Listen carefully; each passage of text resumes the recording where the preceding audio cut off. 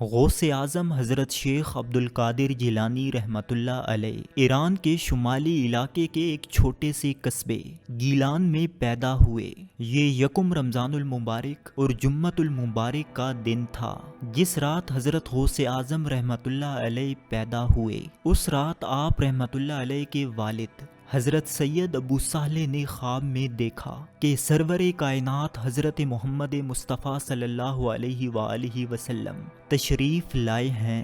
آپ صلی اللہ علیہ وآلہ وسلم نے ابو صالح موسیٰ کو ان الفاظ میں بشارت دی: ابو صالح، اللہ تعالیٰ نے تمہیں ایک عظیم فرزند عطا فرمایا ہے جس کی عنقریب اولیاء اللہ اور اقطاب میں وہ شان ہوگی جو انبیاء و مرسلین میں میری شان ہے۔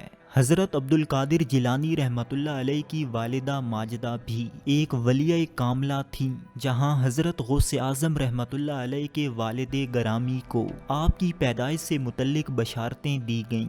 وہیں آپ رحمۃ اللہ علیہ کی والدہ ماجدہ کو بھی خواب میں آپ کے فضائل کے ساتھ خوشخبری سنائی گئی۔ آپ کی پیدائش کے وقت آپ کی والدہ کی عمر 60 برس تھی۔ آپ جب پیدا ہوئے تو ماہ رمضان تھا۔ آپ سحر سے لے کر مغرب تک دودھ نہ پیتے، یعنی پہلے دن سے ہی کرامات کا ظہور ہونے لگا۔ یہ بات مشہور ہو گئی کہ سیدوں کے گھر میں ایک بچہ پیدا ہوا ہے جو رمضان شریف میں دن کو دودھ نہیں پیتا۔ شیخ عبدالقادر جیلانی رحمۃ اللہ علیہ کا تعلق مشہور صوفی بزرگ حضرت جنید بغدادی رحمۃ اللہ علیہ کے روحانی سلسلے سے ملتا ہے۔ کم سنی میں ہی آپ کے سر سے والد کا سایہ اٹھ گیا۔ آپ کے نانا حضرت سید عبداللہ سومئی رحمۃ اللہ علیہ زندہ تھے۔ انہوں نے آپ کی پرورش کی۔ آپ بچوں کے ساتھ نہیں کھیلا کرتے تھے۔ آپ فرماتے تھے کہ جب میں بچوں کے ساتھ کھیلنے کا ارادہ کرتا تو آواز آتی: اے مبارک میری طرف آ۔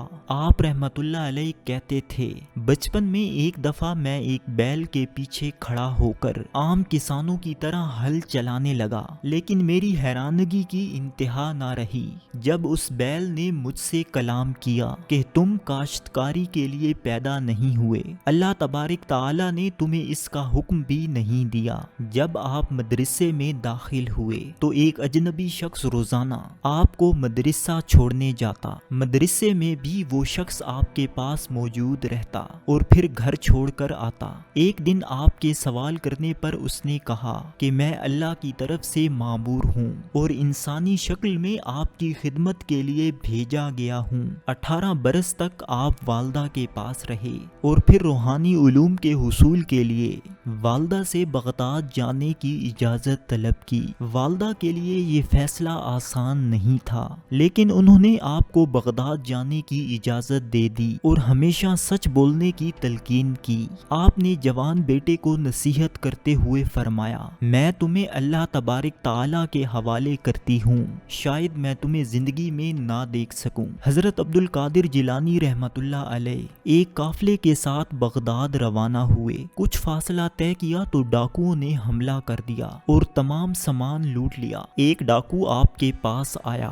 اور پوچھا کہ تمہارے پاس کیا ہے؟ آپ نے فرمایا: میرے پاس 40 دینار ہیں۔ ڈاکو نے آپ کی بات مذاق میں اڑا دی اور چلا گیا۔ پھر دوسرا ڈاکو آیا، اس نے بھی وہی سوال کیا اور آپ نے پہلے والا جواب دیا۔ یہ ڈاکو بھی اسے مذاق سمجھ کر چلا گیا۔ جب دونوں ڈاکوؤں نے اپنے سردار سے بات کی تو سردار نے آپ کو طلب کیا اور پوچھا کہ کیا واقعی تمہارے پاس 40 دینار ہیں؟ آپ نے فرمایا کہ ہاں ہیں۔ تو سردار نے کہا کہ کہاں ہیں؟ آپ نے فرمایا: میری قمیض میں سلے ہوئے ہیں۔ سردار نے قمیض ادھیڑ کر دیکھی تو واقعی 40 دینار نکل آئے۔ سردار نے پوچھا کہ بچے، تمہیں معلوم ہے کہ ہم ڈاکو ہیں اور جو کچھ لوگوں کے پاس ہو وہ لوٹ لیتے ہیں، پھر تم نے کیوں اپنے 40 دیناروں کا بتایا؟ آپ نے فرمایا: میری ماں نے مجھے نصیحت نصیحت کی تھی کہ ہمیشہ سچ بولنا۔ میں کیوں 40 دینار کی خاطر اپنی ماں کی نصیحت کو نظر انداز کر دیتا۔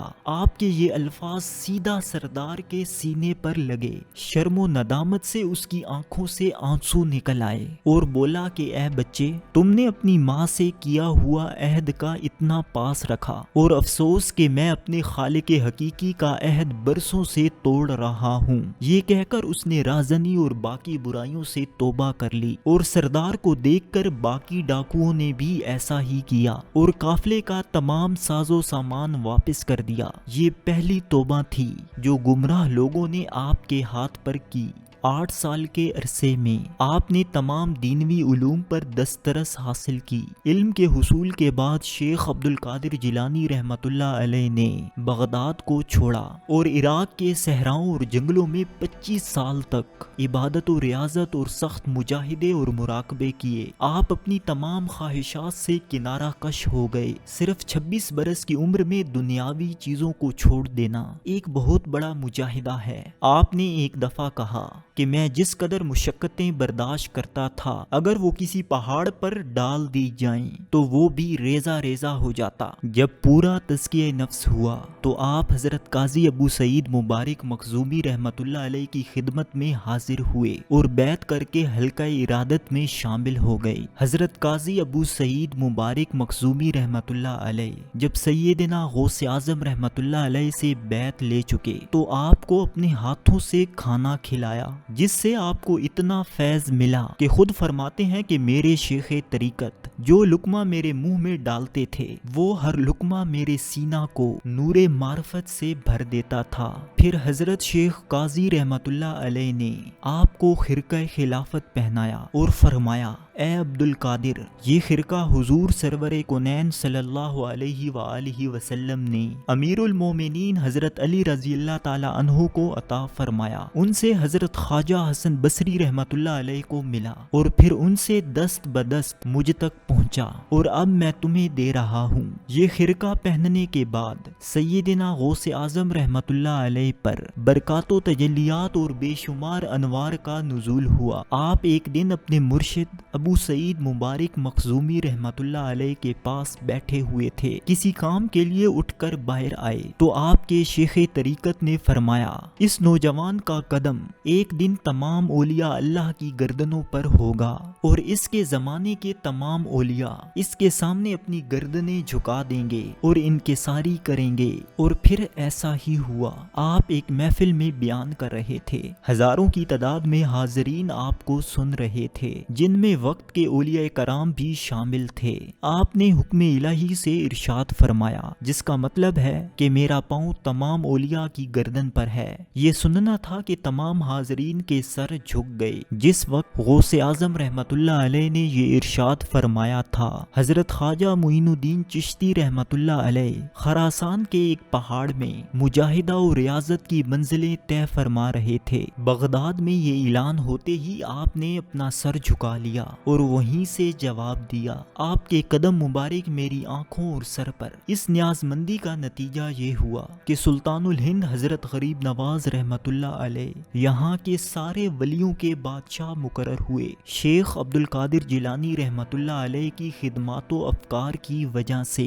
آپ رحمۃ اللہ علیہ کو مسلم دنیا میں غوث اعظم رحمۃ اللہ علیہ دستگیر کا خطاب دیا گیا۔ آپ فرماتے تھے، اے انسان، اگر تجھے مہد سے لحد تک زندگی دی جائے اور تجھ سے کہا جائے کہ اپنی محنت، عبادت و ریاضت سے اس دل میں اللہ کا نام بسا لے تو رب تعالیٰ کی عزت و جلال کی قسم یہ ممکن نہیں اس وقت تک کہ جب تک تجھے اللہ کے کسی کامل بندے کی نسبت و صحبت میسر نہ آئے۔ ایک دن آپ نے خواب میں دیکھا کہ رسول اللہ صلی اللہ علیہ وآلہ وسلم تشریف لائے اور آپ سے فرمایا، اے عبد القادر، تم لوگوں کو گمراہی سے بچانے کے لیے واعظ و نصیحت کیوں نہیں کرتے؟ آپ نے عرض کیا، یا رسول اللہ صلی اللہ علیہ وآلہ وسلم، میں ایک اجمی ہوں، عرب کے فصحاء کے سامنے کیسے بولوں؟ رسول اللہ صلی اللہ علیہ وسلم نے فرمایا، اپنا منہ کھولو۔ آپ نے حکم کی تعمیل کی تو رسول اللہ صلی اللہ علیہ وسلم نے 7 دفعہ اپنا لعاب دہن آپ کے منہ میں ڈالا اور فرمایا، جاؤ قوم کو واعظ و نصیحت کرو۔